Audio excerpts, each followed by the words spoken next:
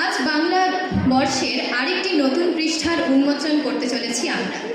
নতুন বছর, নতুন দিন, আর আমাদের আদর্শবাণী মিশনের নতুন গবেষণার মাধ্যমে আমরা এই দিনটির উদযাপন করছি।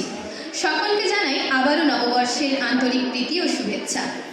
বাংলার সবুজ শ্যামল প্রকৃতির মাঝে আমরা প্রত্যেকেই প্রতিনিয়ত এখানে সজ্জিত রয়েছি। বাংলার ঘর বাড়ি, রাস্তাঘাট, সবুজ ধানক্ষেত, রং বেরঙের পাখি, ফুল ফল, এই সব কিছু যেন বাংলার বুকে থেকে বাংলাকে এক অসাধারণ, অভাবনীয়, অতুলনীয় দৃশ্য প্রদান করে চলেছে। আর তাই তো আমরা বলি, ধন ধান্যে পুষ্পে ভরা আমাদেরই বসুন্ধরা।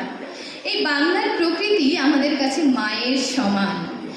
জানেন তো, আজ আমি বাঙালি হিসেবে গর্বিত, কারণ এই বাংলার প্রকৃতির সৌন্দর্যের মাঝে আমি প্রতিদিন প্রতিনিয়ত নিজেকে খুঁজে পাই।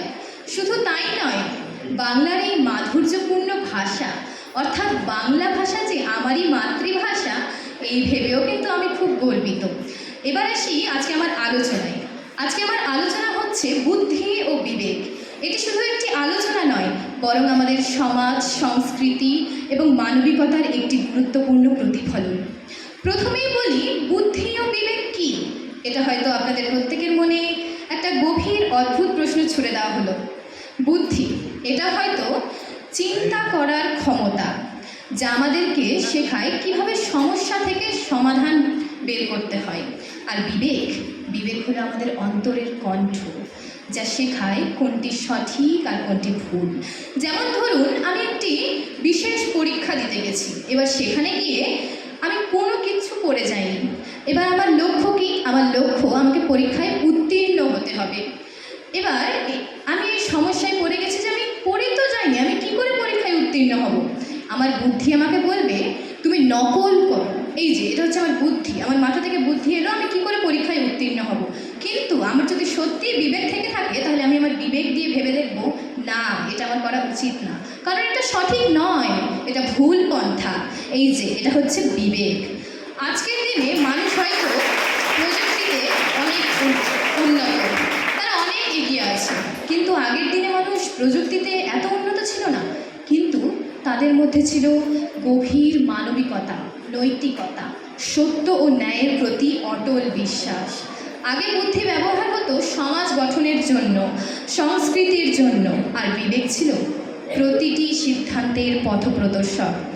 বর্তমান যুগে আমরা অনেক উন্নত, সব কিছুতে এগিয়ে, শিক্ষা, সংস্কৃতি, সমস্ত কিছুতে, কিন্তু জানেন আজকে আমরা বুদ্ধি কিভাবে ব্যবহার করি? আমরা এখন বুদ্ধি ব্যবহার করি স্বার্থ, প্রতিযোগিতা, লোভের জন্য। বুদ্ধি, আমরা এখন মানুষকে সমান ভাবতে শিখি না। আমাদের বুদ্ধি আমাদের শেখায় মানুষকে কিভাবে ছোট বড় এভাবে তুলনা করা যায়। হিংসা, বিদ্বেষ, এগুলো তৈরি হয় আমাদের বুদ্ধির দ্বারা। সত্যকে লুকিয়ে রাখার কৌশল, অর্থাৎ কেউ যাতে কোনো সত্যকে প্রকাশ না করে দেয়, তার জন্য তাকে মানসিকভাবে চাপ দেওয়া, এটা হচ্ছে, এইভাবে তৈরি হচ্ছে হিংসা। এবং এই হিংসার উৎপত্তির ফলে সমাজে দেখা যাচ্ছে নির্যাতন, গোলযোগ সৃষ্টি, সুখ শান্তির বিনাশকারী গোলযোগ। আর এগুলোর মধ্যে দিয়ে জানেন আমাদের বিবেকটা অনেক পিছিয়ে পড়েছে। মানুষ জানে কিভাবে সফল হতে হয়, কিন্তু ওই যে সফলের পিছনে দৌড়াতে গিয়ে ভুলে যাচ্ছে কিভাবে সৎ থাকতে হয়। আমাদের নরেন্দ্রনাথ দত্ত অর্থাৎ স্বামীজি, তিনি কিন্তু সবসময় বিবেক দিয়ে ভাবতেন, তাই জন্য আমরা তাকে বলি বিবেকানন্দ। তাই আমাদেরও উচিত সমস্ত কিছুকে বিবেক দিয়ে ভাবা। কিন্তু সব কিছুতে একটা সমস্যা থেকে যাচ্ছে। এই সমস্যার মূল জায়গাটা কোথায় জানেন? তথ্য আছে, প্রজ্ঞা কম, দক্ষতা আছে, মানবিকতা কম, বুদ্ধি আছে, কিন্তু বিবেকের ব্যবহার কম। ফলে দুর্নীতি বাড়ছে, অসহিষ্ণুতা বাড়ছে, মানুষের মধ্যে দূরত্ব বাড়ছে। আবার এই সমস্যার সমাধান খুব কঠিন নয়, খুব সহজ। আমাদের বুদ্ধিকে ব্যবহার করতে হবে উন্নতির কাজে, আর সেই উন্নতির নিয়ন্ত্রক হিসেবে রাখতে হবে বিবেককে। অর্থাৎ বুদ্ধি এবং বিবেক এর সম্মিলনে তৈরি হবে একটি পূর্ণ মানুষ।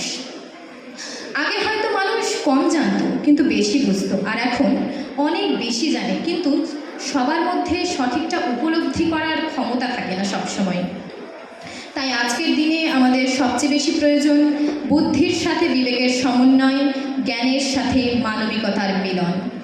আমাদের আদর্শবাণী মিশনের গবেষণা তথা দ্য সিঙ্গল কমন রুল পৃথিবীতে স্থায়ী শান্তি বিধান শিক্ষা ব্যবস্থা প্রবর্তন করতে গবেষণা চালিয়ে যাবে এই আশা রাখি। আজকে আমার বক্তব্যের মূল নীতি হচ্ছে যে বুদ্ধি মানুষকে বড় করে কিন্তু বিবেক মানুষকে মহান করে। ধন্যবাদ। আবারও সবাইকে জানাই নববর্ষের প্রীতি ও শুভেচ্ছা।